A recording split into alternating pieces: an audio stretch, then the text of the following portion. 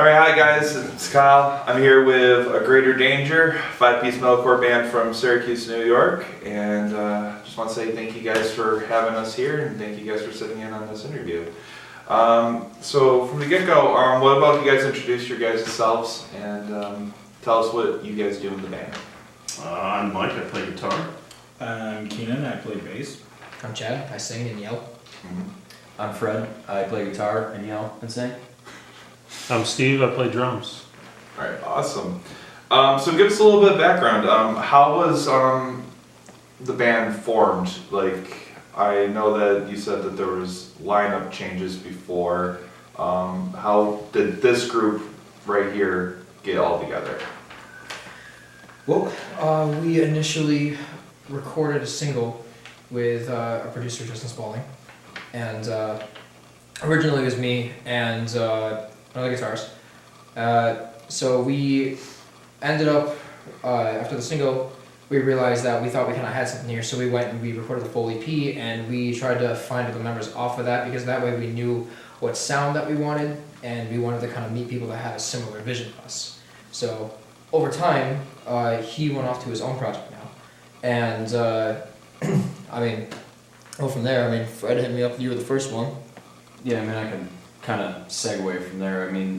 So a little bit of backstory. My previous band project, we were in the studio actually recording with Justin, just doing a single, and he just happened to show us a couple other songs that he was doing with other bands, and I heard Stepping Stones, and as soon as Chad started singing, I was like, man, that guy can, he can really belt it out. Like, that's really great. Like, that's what I was always looking for personally, like trying to get out of my, myself and my other singer in my other band, and things just kind of fell apart with that. And I ended up hitting him up one day, and I was just like, hey, dude, I really like all of the stuff that you did on the EP, and just was kind of wondering, like, what is going on? Like, you guys trying to put together a live show, or is it just a studio EP? And he's like, no, I've been trying to find people, and it just, each person, doesn't really work out. So it was like him and Ben at the time, and we ended up meeting up the first time actually at Warped Tour, and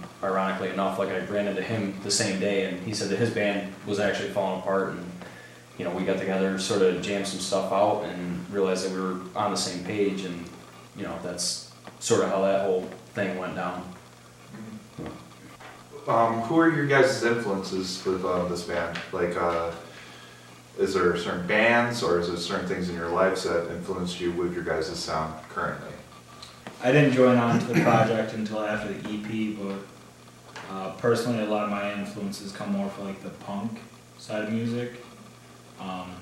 Like older AFI, growing up I really connected with like a lot of Senses Fail. So with some of the new stuff we've been working on, we're trying to mesh that into the hardcore, and it's giving a lot of energy and a lot of life to it. For me, I'm a huge Colin Ralph fan, that's probably evident, but I suppose my biggest vocal influences were Garrett Rapp from Colin Ralph and Tyler Smith from The World Alive. I've always been drawn to hardcore music just for that sense of that raw emotion, and ever since I was a little kid, I've always found an outlet through singing and through writing, and it was kind of like a perfect storm for me to be able to start writing music and really find an outlet through there. How is your guys' writing process individually when you guys write your guys' music? Yeah, I'd say personally, I generally tend to bring some sort of riffs or whatever to the table, kind of work on those at home first to get some sort of idea, and then bring those into the practice space, and then we, my process is generally I like to go through and just kind of jam some things out, and I'd say Steve is, probably in that same frame of mind when it comes to creating, but you can speak for yourself, obviously. Yeah, absolutely, and I think we're at an interesting point now where we're still trying to figure each other out and how we work together. So it's been a lot of push and pull and figuring out who does what and who's going to bring which ideas, and how to work together and how to come up with something that meets our expectations personally, but also kind of the expectations that we all have, to create something that's in line with what Chad and Justin put together for the EP. So how long does it take you guys usually to write a song, would you say? Like average? Well, I mean, So, as a follow-up to what I was just saying, we're still, working through that process together. We're trying to figure out how that's gonna go. So these, first couple tunes that we've really been working on, aren't finished yet, but, we've been at it, pretty consistently, once or twice a week over the last 3 months or so, Yeah. I'd say. we got a solid So- skeleton, I'd say, for definitely one of the songs. The second song is fairly close. Just working on like some transitions and stuff, and then we'll start like laying down. Chad and I actually kind of go back and forth a lot just throughout the day, randomly during the week, and he'll send me like just a page and then like another page. And he's like, oh, I had this idea and this idea and this idea, and then we kind of massage those and we'll give him my feedback. He's like, oh, okay, and vice versa. Like I've sent him quite a few things, and actually Keenan's brought something to the table for one of these new songs too for lyrics. So Yeah, a lot of the time when I'm really creative, it's like if I have 2 hours of sleep and like 3 monsters in me, and I'm just kind of idling through work, and my brain's just not even paying attention to what I'm doing. I think some of it too, in regards to why it takes so long to kind of like finish a song, is that we tend to be perfectionists. So we'll go through, we'll come up with an idea, and I mean, at least me personally, I'll at least spend like probably like 2 hours just sitting down, even if it's like a line of lyrics, and I have to like force myself to move past a certain point, because I'll just look at it and be like, it's not good enough, that needs to be better. So I'll just keep changing it and revising melodies. Yeah. So what would you guys say is your favorite song to perform? More in the moment. Yeah, I think for me it's probably more in the moment. Yeah, I have to agree. Abstract Endurance definitely was the first one to catch my ear, and More in the Moment grew on me, and it's definitely my favorite to perform. What do you guys think of the music scene here in Syracuse? Like, is there anything that you would want to change with the music scene in Syracuse, or is there, what's your guys' opinion about it? What you think? I think it's tough right now. You're seeing a lot of venues close. There's not a lot of original music. There's not a lot of fans going out and paying to see local bands and buying merch and supporting local artists. It's definitely tough. The bright side is that you are seeing local people still try to support the scene in any way they can, like Rick Destito from the Gear Factory here is a huge proponent of local artists and musicians. Pat Toohey, I know, is giving us a lot of support. He has his own venue, Spark Art. So there's still hope to kind of rekindle good local music. What piece of advice or criticism have you guys received that has kind of like stuck with you to help kind of send you guys to the next level from where you were before to now?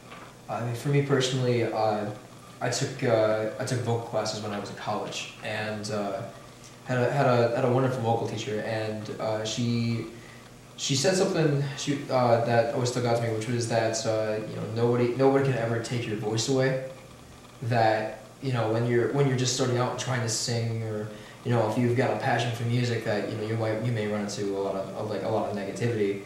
It's easy for people to kind of like to poke fun of other people. That's normal. It's the nature of people. But it's very easy to get discouraged, I think, in regards to that. I know it was for me as well. But she was very adamant about the fact that you have everything in your own power to choose if you want to stop or if you want to continue doing it. And so now other people influence that decision.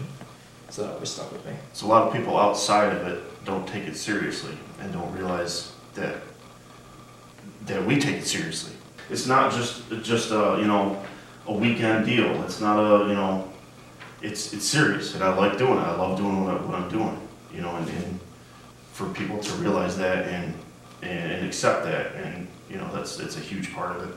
I think I think the biggest words of, I guess, discouragement that I've ever personally seen was, it was a live video that somebody had posted of my old band playing, and there was only like 3 comments on it because it's like a crappy local band, whatever. Nobody really pays attention, but there was a comment on there that said that guitarist can't sing at all, and like ever since that, like it's sort of been my mission to work on my vocals and actually become a good backup vocalist, and like, you know, I credit a lot of that to Chad, because Chad has gone through pretty much the same exact process, and like he sent me recordings of like roughly where he was at the same time, and I was like, dude, this is great.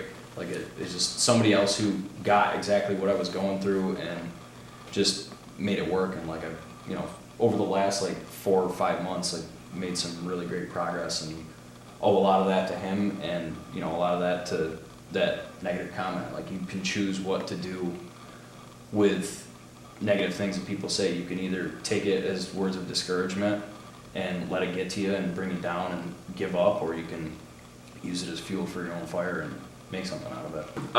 So looking ahead, guys, what are your goals for the next 5 years of the band, would you say? Like, where do you guys see yourselves as a band in 5 years? Yeah, I think I think with the crew that we got here, I think there's a lot of potential. So it's hard to kind of decide what's an unrealistic goal, I guess. So I definitely see us obviously dropping a full and continuing to write. With the way that we've been received from a lot of people, I feel like we've got a shot at something that can actually reach out and connect to a lot of people that can potentially leave an impact on people. And I think there's something to be said about kind of providing a message or giving a voice to people that might not have that. So I mean, I can't say how far I could go, but I'm willing to push as hard as I can to see where it will go. So what would you guys' best advice be to new musicians that are trying to start out here locally or anywhere in the United States or the world, if you want to go that far out? Keep pushing. Yeah, don't give up. Yeah, exactly what I had mentioned earlier. Just use words of discouragement as positive fuel for yourself to get better.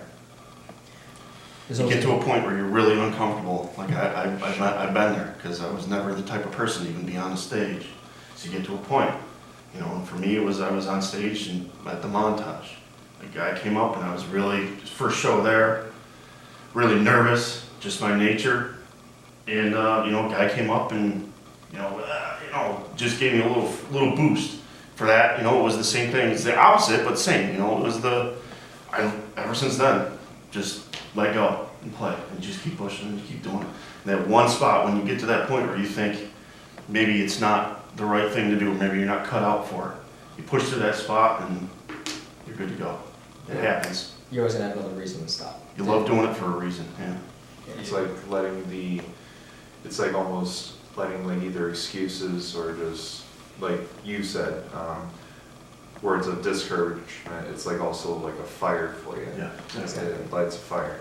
You really control your own destiny with it. Like if you want to be, the greatest guitarist or the greatest drummer or vocalist or whatever, sky's the limit. Just do it. Just do it. Hard work is going to outwork talent every day of the week. So you could have a guy that's, crazy shredder or something, but if he doesn't actually practice his craft, then he's only going to be so good. Dude, and you're passionate, passion's huge. Passion's huge for me, I feel music a lot, and eventually someone's gonna get it, and that's when it becomes real, a reality. Wrapping up, I wanted to thank you guys so much for sitting in on this interview and everything. So, thank you guys for having us here, and as I said before, this is our way of bringing more local music to the forefront instead of everyone focusing on, I guess what you'd say, mainstream again. So I do appreciate you guys sitting in with us. You guys can follow them on Facebook and on Instagram, Greater Danger. And I think we're gonna have them play a couple songs for us so you guys can hear them live and so we can spread the word. Again, guys, thank you so much for watching. Please like, subscribe, follow. You can follow me on Instagram and you can subscribe on YouTube. So thank you guys so much for tuning in, and I'm Kyle, and this was the Kyle Chronicles.